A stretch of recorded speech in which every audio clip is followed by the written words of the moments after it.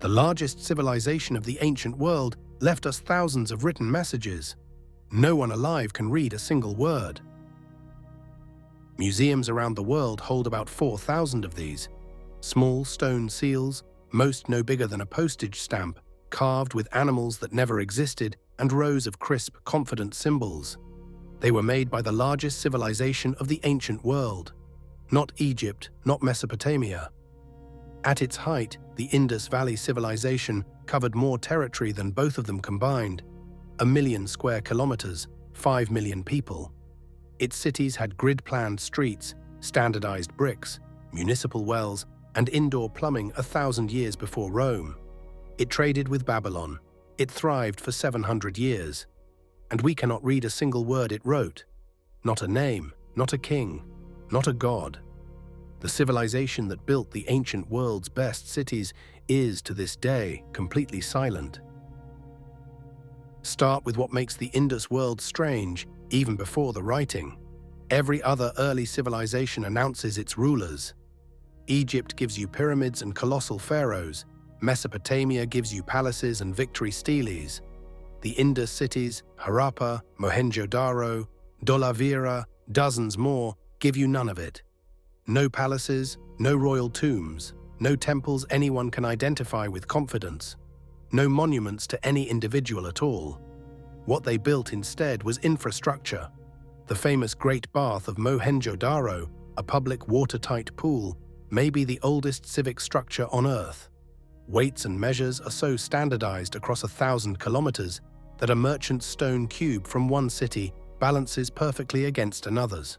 Somebody coordinated all this for 7 centuries and left no picture of themselves doing it.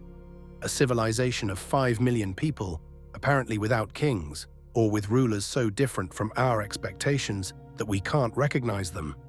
The one thing that could tell us is the script. And all of that is before you even get to the writing. So why can't we crack it? Codebreakers have deciphered dead scripts before. Egyptian hieroglyphs, Babylonian cuneiform, Mycenaean Linear B.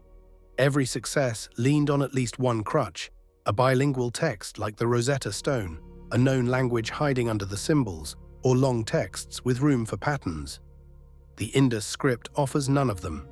The average inscription is 5 signs long. The longest known is 26. There is no bilingual, despite centuries of trade with Mesopotamia. Not one merchant apparently ever carved the same text in both scripts and left it where we could find it. And we don't know what language the signs encode. Dravidian, Indo-European, something with no living descendants. More than 100 claimed decipherments have been published. Their main shared property, they contradict each other. And there's a darker possibility, argued seriously since 2004, that the signs aren't writing at all, not a language, but something like heraldry or ritual marks. The counter-evidence is statistical. The symbols follow positional patterns the way real scripts do, and machine learning models keep finding language-like structure. The argument is genuinely unsettled, which means we don't even know whether the silence is a locked door or a painted one. But the strangest theory says we may be wrong about all of it. Around 1900 BC, the cities began to empty. No burn layers, no massacre pits, no sea peoples. The Gagahakra river system, likely the lost Sarasvati of later texts, was drying as the monsoon shifted. Trade with Mesopotamia faded. People moved east and south into smaller villages, and the urban experiment simply wound down, taking the script with it. By the time writing returned to India, more than 1,000 years later, it was a different script for different languages, and the seals were curiosities turned up by plows. Could the silence ever break? 3 honest hopes. A long text, 1 merchant's ledger, 1 temple inscription would transform the math overnight. A bilingual find in Mesopotamia, where Indus traders demonstrably lived, is not fantasy, and the computational work keeps sharpening.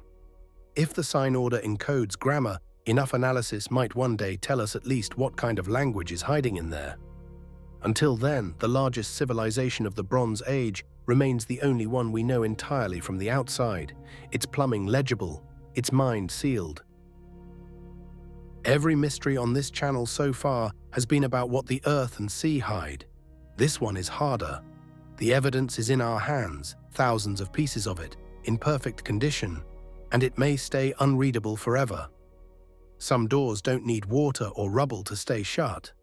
But some doors were cut straight down into the rock on purpose, with 18 floors behind them. In central Turkey, a man knocking down a wall in his basement found a passage, and the passage became a tunnel, and the tunnel became a city for 20,000 people, running deeper underground than a 10-story building is tall. It's called Derinkuyu. That story is next, and if tonight's mystery held you, a like helps more people find the deep past, and subscribing brings you a new story every week. I'll see you down there.